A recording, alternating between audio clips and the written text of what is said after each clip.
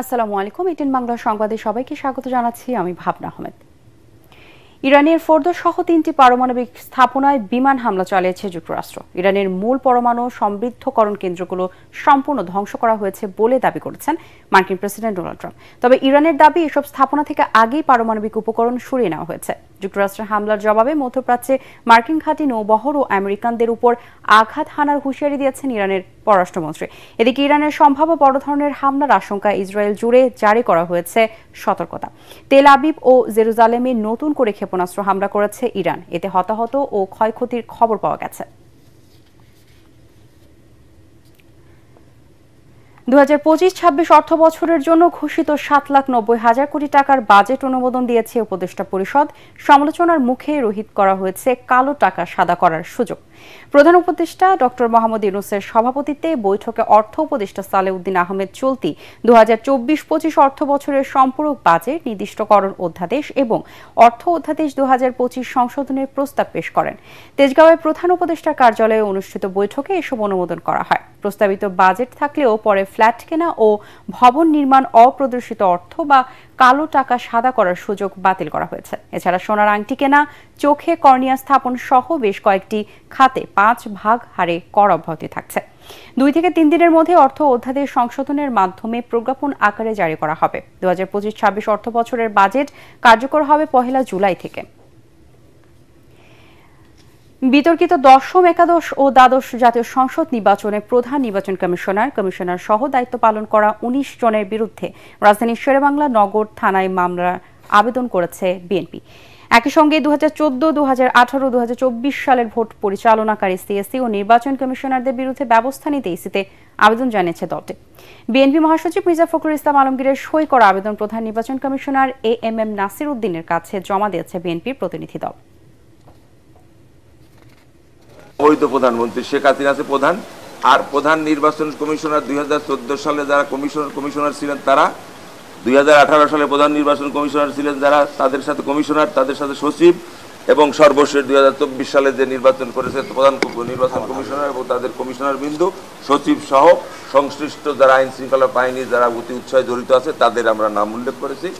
এটা ওনারা অনুসন্ধান করে ব্যবস্থা নেবেন। 24 ঘন্টার মধ্যে স্বাস্থ্য উপদেষ্টা ঢাকা মেডিকেল কলেজের হল এবং ক্লাসরুমে ভগ্নদশা পরিদর্শন না করলে কঠোর আন্দোলনে যাওয়ার হুঁশিয়ারি দিয়েছেন আন্দোলনকারীরা।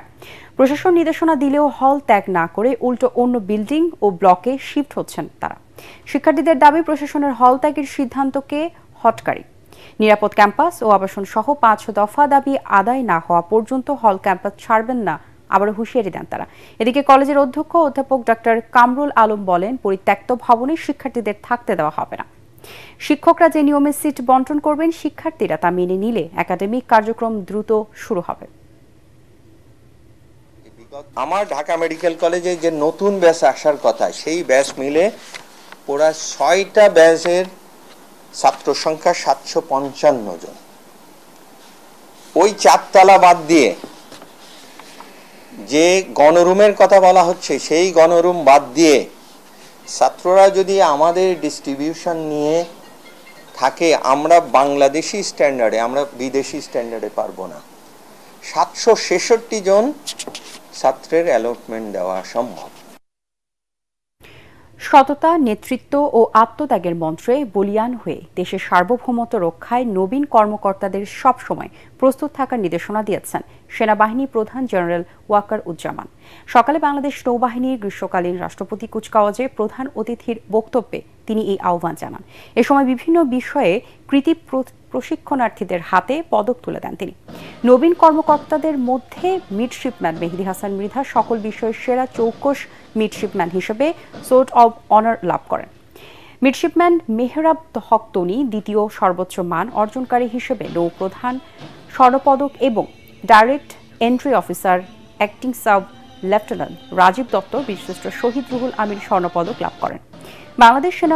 বাংলাদেশ নৌবাহিনীর 2022 ব্যাচের 44 জন মিডশিপম্যান এবং 2025 ব্যাচের 8 জন ডাইরেক্ট এন্ট্রি অফিসার সহ মোট 52 জন নবীন কর্মকর্তা আজ কমিশন লাভ করেন। আমরা প্রতিনিয়ত চেষ্টায় রত আছি এই নৌবাহিনীকে উত্তরোত্তর সমৃদ্ধি করতে, বিভিন্ন ধরনের জাহাজ, সাবমেরিন সংযোজনের মাধ্যমে আমাদের সি লাইন অফ কমিউনিকেশনকে রক্ষা করা অত্যন্ত গুরুত্বপূর্ণ।